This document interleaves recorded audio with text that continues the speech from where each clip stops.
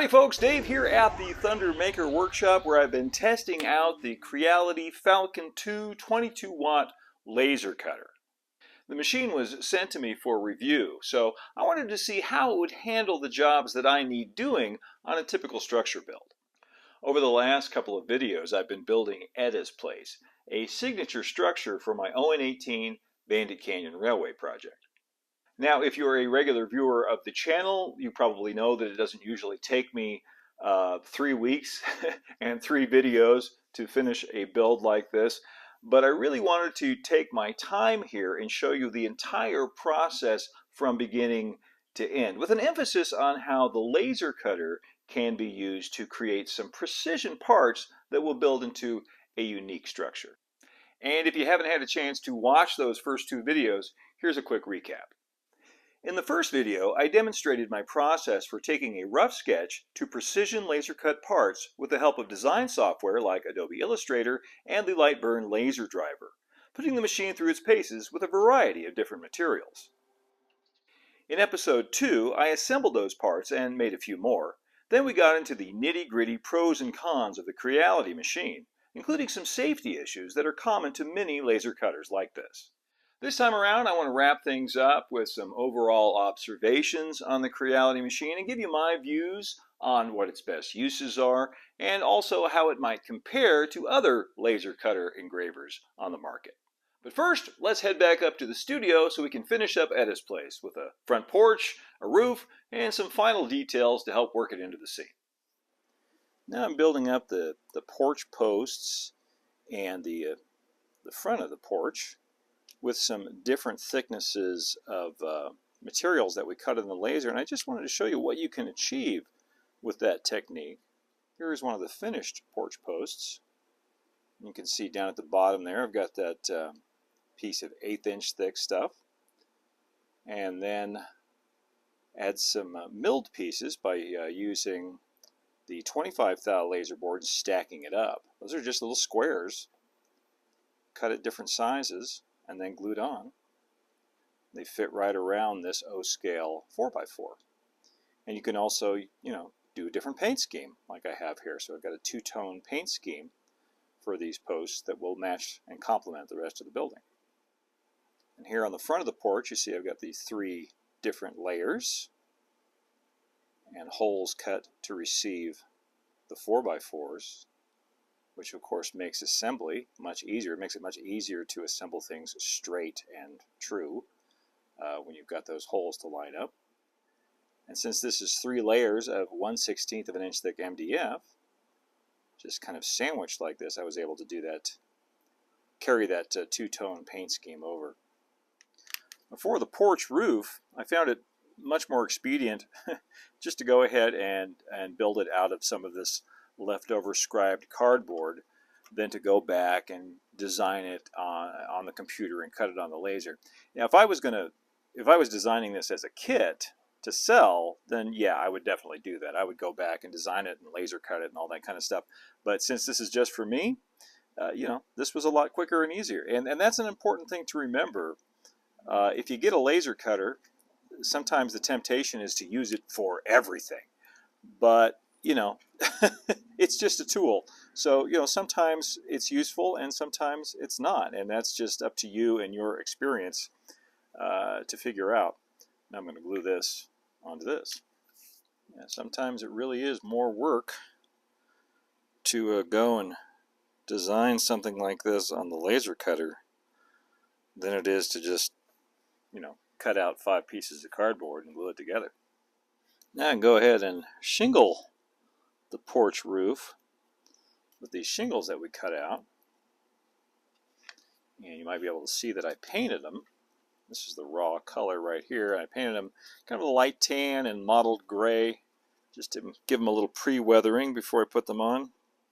And I'm just sticking them down with some yellow glue. Then when you get a full course, you can go back with your scissors and trim them at the corners for this hip roof angle. Okay, got the shingles done. Now I can glue this porch roof on. Get down here and make sure these posts line up with the holes. Straight and square.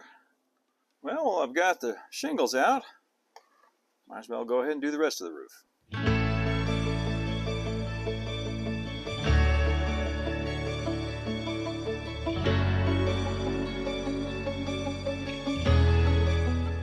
It always makes a structure a little bit more interesting, I think, to have some variety in the roofing materials. So I'm going to do something different on this rear bump out section. Instead of shingles, I want to have the look of rolled roofing. And for that, I've taken some strips, I've cut some 3-foot wide strips of sandpaper, 800 grit sandpaper, and painted it flat black.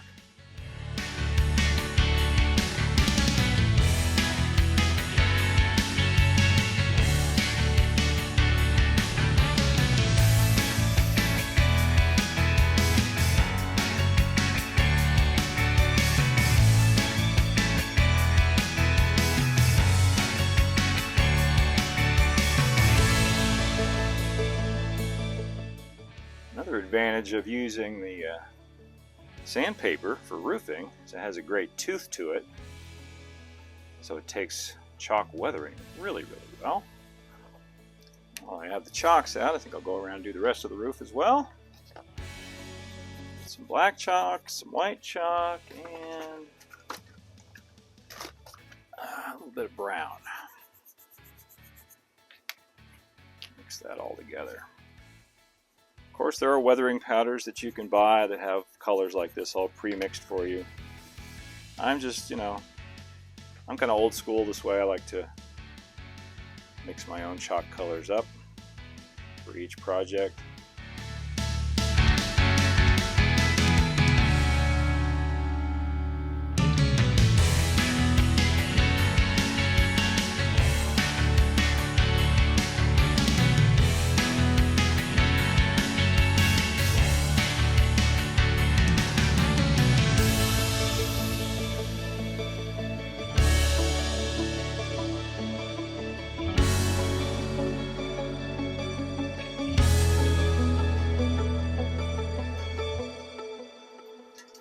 Put some clear matte finish on there to hold all that chalk in place, and that'll lighten everything up about a shade too.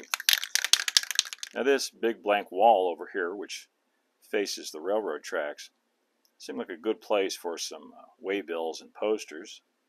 Got some whiskey advertisements, some railroad posters, and of course lots of wanted posters. Quite a few wanted posters in Hole in the Wall. We've got one for the Wild Bunch right here. That's appropriate. And we've got one for Jesse James, but I'm pretty sure by this time Jesse James had been shot by Bob Ford, so that one might be a little out of date. And we got Butch Cassidy, and even one for Billy the Kid, just in case he finds his way over here from New Mexico. Now, if you've been following along with Etta's Place from the beginning, and thank you very much if you have, you'll know that I did not build an interior on this structure. However, I do want to have lighting inside, so I need to have something that's going to be visible through those big windows. So come on over here and I'll show you what I came up with. Now this is a solution I've used before. Basically built just an interior set, and this just drops right into the structure. And I made it out of some illustration board. And this is some Victorian wallpaper that I found online and printed out. Then I've got some wainscoting down here in the bottom of the wall, and a classic painting that you might find in a place like this. Upstairs is just a blank wall, just to show that there's some walls back there. You won't really be able to see much of that at all through the drapes. And in the front here, I have a warm white LED. And in the back, I have a yellow flickering LED, and that light will show through that the windows of the bump out back there. And this will show in the front, both upstairs and downstairs. And you see I've got kind of a false floor going on. So when you look in those upstairs windows, you'll see this false floor, but you won't be able to see the light hidden in there like that. So now I just need to drop this in. Just elevate this up on my 1, 2, 3 blocks so I can feed the wires down through the pre-cut hole in the floor. All right, feed that down through there. Should fit right like that. Now when you look in the windows, you see a wall with wallpaper. It'll be even more evident when the light's on. One little detail I almost forgot to show you was this potted plant that's going to sit in the corner over by the window. And you know, potted plants were all the rage in the Victorian era. Palms and ficuses and things like that. This has got kind of a ficus vibe to it. And it's just a wooden bead, painted brass with some foliage stuck in the top. I'll put that in there. All right. I think we're ready to install this in the scene now. We've done a little groundwork over here on the Bandit Canyon Railway, preparing for this structure. Should fit right between these two little rocks. I want all the structures on this layout to kind of be nestled into the rocks like this, in a very Disneyland sort of way. And of course these little bits of rock work help to key the structure in, so it always goes back in the same place if I have to take it off. And now you can see what I had in mind with this little bump out here. It actually sits on top of this piece of rock work, and there's a secret escape tunnel out the back. So, you know, Butch and the boys can get out of Dodge if the posse shows up. Now we'll hook up the power, see how it looks with the lights turned on.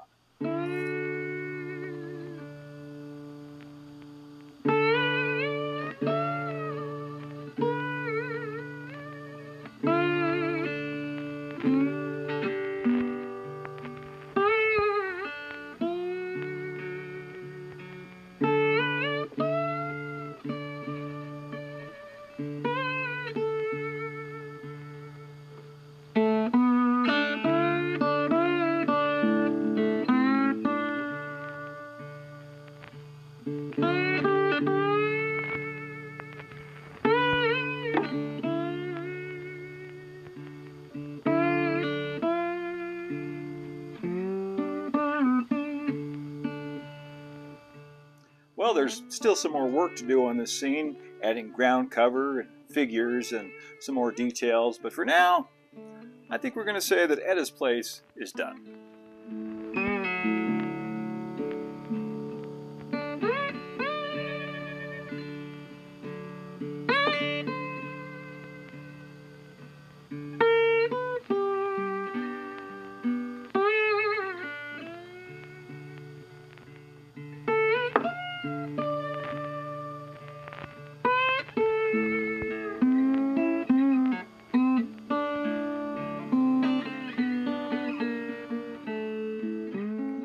Project done, I wanted to see how the machine would do with some thicker materials. I've got some 1/8 of an inch thick birch plywood here, which is notoriously hard to cut on a laser cutter without some nasty charring. So we're going to just try some simple shapes. 100% power. We'll try one of the slowest speeds we can do, 120 millimeters per minute. By the way, you can save all of these presets in the library in Lightburn for the different materials that you use regularly. You can save them in the library. Well, let's give this a shot now. See how it does. How slow can you go? It's done. Did we cut through? Look at that. That's not bad. And the charring is not bad either. This is something that my CO2 laser struggles with because of all the binders inside of this birch plywood, but that did a nice job. Let's try another one. How about some 1/4 inch thick MDF? 1/4 inch MDF, which is about the thickest thing you're ever going to want to cut on one of these. Let's try it.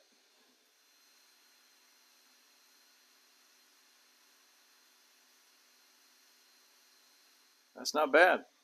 And again, a little bit of charring, but no worse than I've seen with other machines. So what can we conclude about the Creality Falcon 2? Honestly, it's a fairly capable machine. The 22 watts of power seem to be more than enough for most common hobby materials. As far as speed goes, I wasn't all that scientific in my methods, to be honest, but it seems about comparable with my 50-watt CO2 machine. The machine was fairly easy to set up and use, especially with the Lightburn software, and the instructions are good and thorough. For etching, the lines were not quite as crisp and clear as what I'm used to with a CO2 laser, but that, along with the kerf, the thickness of the cut itself, is something that you might be able to adjust in the cutting software. The only real negatives for me were the lack of some integrated safety features like an interlocking hood or door, which will turn the laser off automatically when it's opened. Then there's the confounding fact that the honeycomb tray and metal sheet are not included with the machine.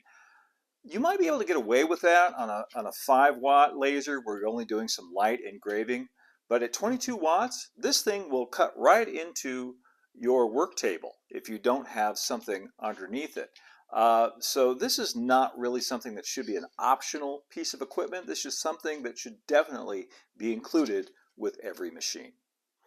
As for this optional cover that they sent me, honestly, it's kind of weak and doesn't really do all that great of a job of protecting you from the laser light or from the fumes, for that matter.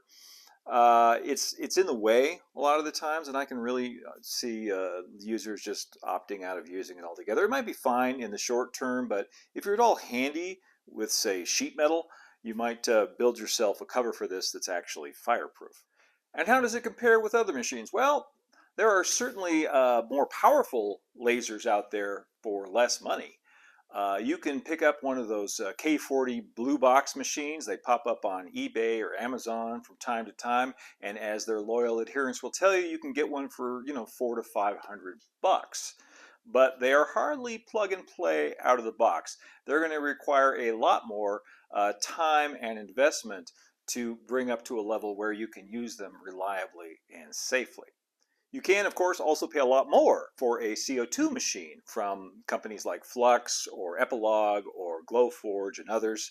The main advantages there being more enhanced safety features, probably better long-term reliability, the availability of parts, and all-important customer support.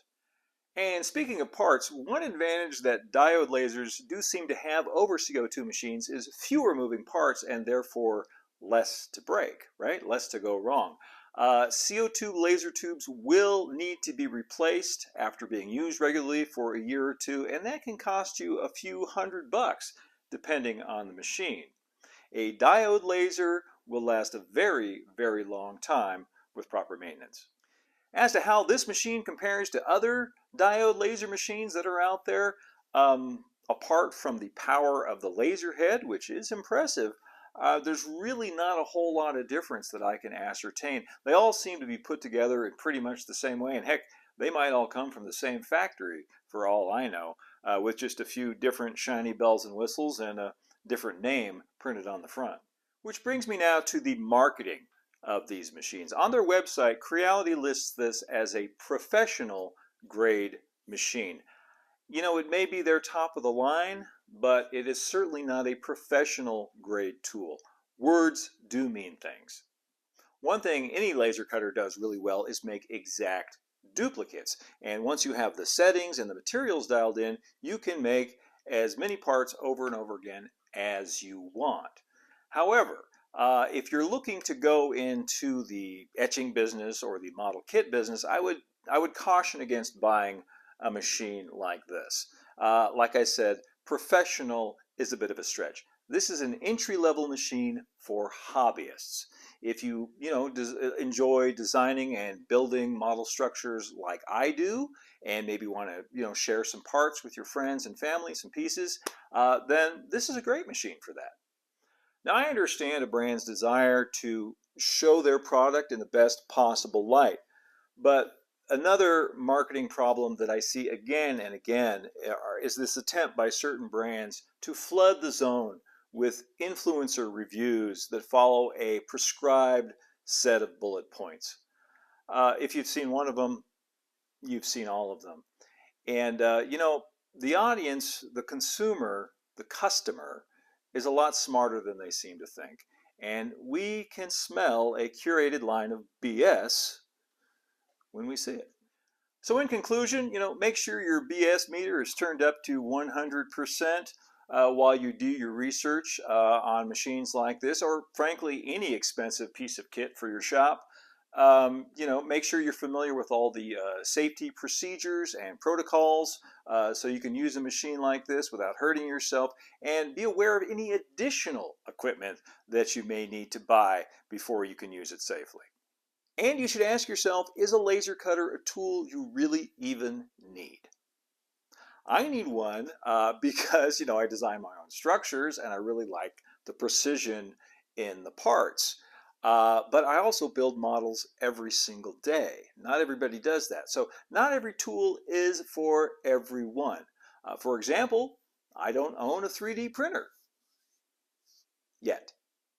Thank you for following along with my build of Etta's Place, assisted by the Creality Falcon2, and thank you so much to the Creality folks for sending me a machine to review. Until next time, don't forget to like, subscribe, share, hit that notification bell, do all those YouTube things if you want to see more. And of course, you can also follow Thunder Mesa over on Instagram at thunder.mesa and see all that's new at the Thunder Mesa Studio website at thundermesa.studio. And if you really like what we're doing here on the channel and want to show your support, you can head on over to patreon.com/thundermesa, just like these nice folks did, and show your support there. Keep moving forward, my friends. Adios for now.